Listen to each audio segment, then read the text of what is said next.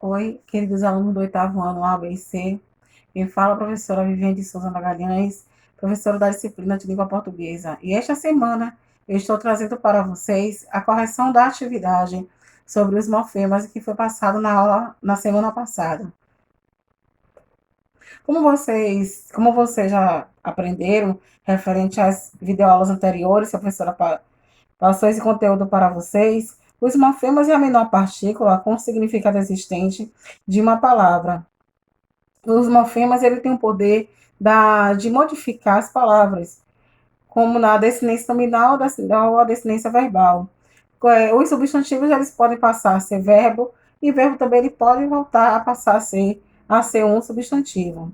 Dentro dos morfemas, eles estão inseridos nos radicais, prefixo, sufixo, afixo, a vogal de ligação, o tema, consoante de ligação, vogal temática, a descendência nominal, que são referente ligada aos substantivos, e a descendência verbal, que são ligadas aos verbos. E vamos aí dar partida à nossa correção da atividade no caderno sobre os morfemas. Na primeira questão, eu estou pedindo para vocês retirarem do texto, cujo título saiba se já aconteceu com você. O texto está no caderno, na atividade do caderno. Eu pedi que vocês retirassem algumas palavras presentes no texto que formam formadas por sufixo. Aí encontramos conceituosas, discriminatórias, consideração, consequentemente, envelhecimento e populacional, onde eu destaquei o final, a finalização de cada palavra dessa, que está se referindo aos sufixos encontrados. Vamos à letra B. A palavra envelhecimento foi formada por um prefixo e um sufixo. Bom, o prefixo em mais sufixo mento. E na segunda questão, eu venho pedindo para vocês analisar o quadro morfológico de cada palavra. Vocês vão tirar a morfologia, vão retirar o morfema das palavras. Onde nós temos na letra A palavra mesmo estrangeirismo é um substantivo.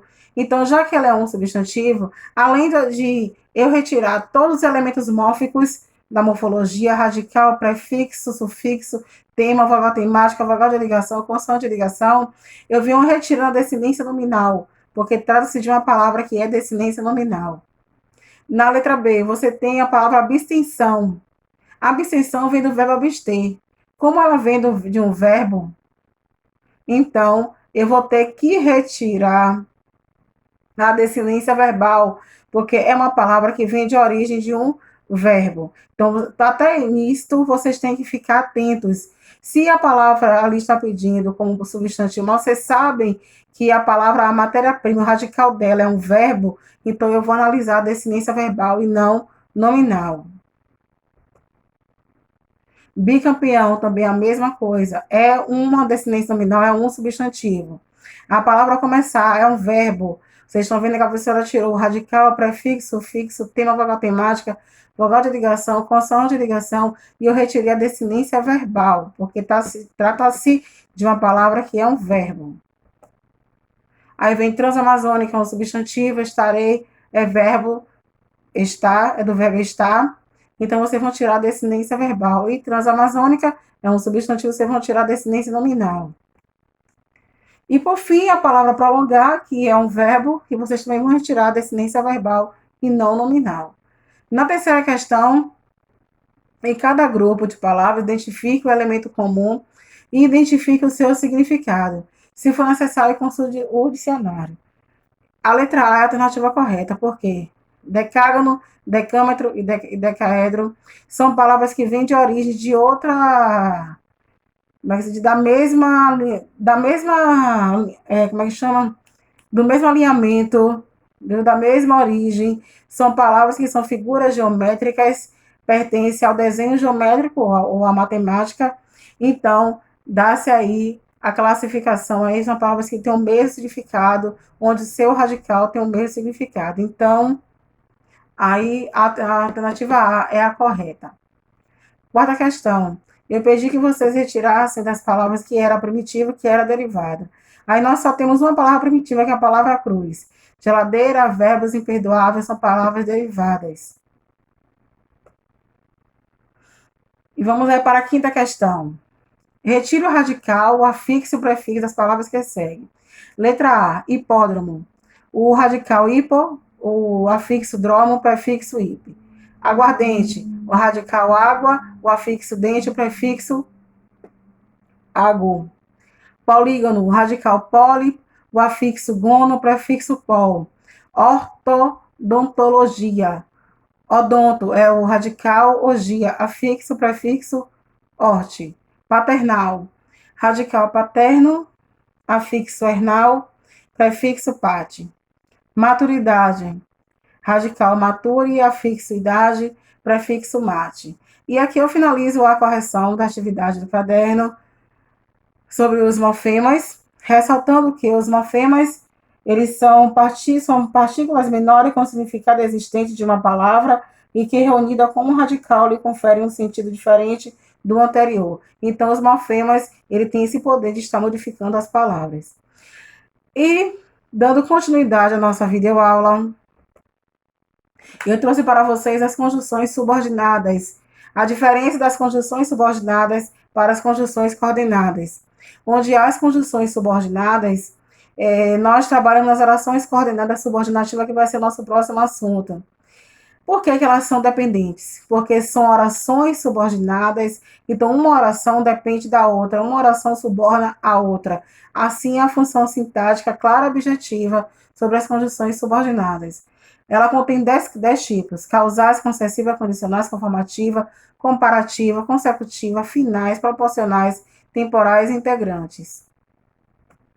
E aqui eu trouxe a tabela para vocês com as classificações das conjunções subordinativas, onde temos causais, comparativa, concessiva, condicionais, conformativa, consecutiva, finais, proporcionais e temporais. Vamos aqui conhecer as causais. Dá-se uma relação de causa. Comprei maçã porque não tinha uvas. Então, o pronome relativo porque, que é uma conjunção subordinativa, está dando o sentido de causa do sujeito comprar a uva porque não tinha, comprar maçã porque não tinha uva. Vamos conhecer as condicionais. Dá sentido de condição. Lembrando que as conjunções condicionais, elas sempre vêm na primeira oração, da oração subordinada, para ela dar sentido de condição. A conjunção se, ela sempre dá um sentido de condição na oração. Se ela estivesse estudado, se daria bem na prova. Aí a conjunção se está dando um sentido de condição. Finais, indica a finalidade. Gente, essa conjunção finais, com relação de finalidade, não quer dizer conclusão. Há uma diferença entre você concluir e você dar uma finalidade. Finalidade significa você ter um objetivo ao alcançar, ou ter objetivo a algo. Não corra para que não se machuque. Qual a finalidade para você não correr? É para que você não se machuque. Então, a conjunção para que está dando sentido de finalidade. Proporcionais indica a proporção, a medida que. A medida que, a proporção que. A medida que eu estudo todos os dias, minha memória fica melhor. Então, uma conjunção proporcional traz relação de proporção. Então, como nós falamos de proporção, é a medida exata para cada sentido sintático entre a relação da ação do sujeito. Então, à medida que estudo todos os dias, minha memória fica melhor. À medida que eu assisto filmes na Netflix, fico mais informada sobre o cinema.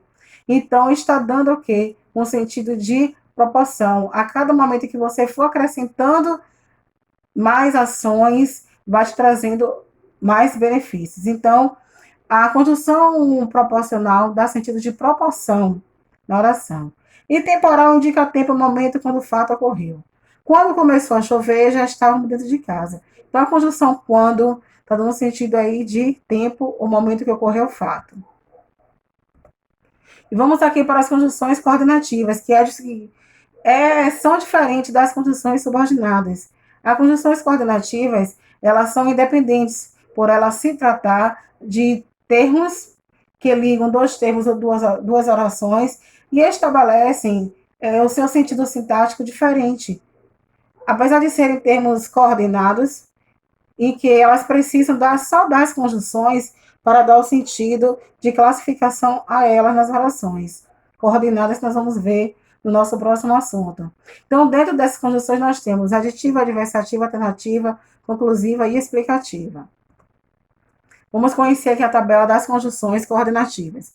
Aditiva dá sentido de relação de adição, uma soma a mais do que o sujeito cometeu. Pedro é educado e gentil. Educado e gentil são as qualidades, são adjetivos de Pedro. A conjunção ir, que está aqui entre educado e gentil, está dando uma expressão, uma relação de adição. Então, ele tem dois adjetivos, tem duas qualidades. A adversativa traz uma relação de adversação, sentido contrário da segunda oração para a primeira. Não se esforçou muito, porém obteve um bom resultado.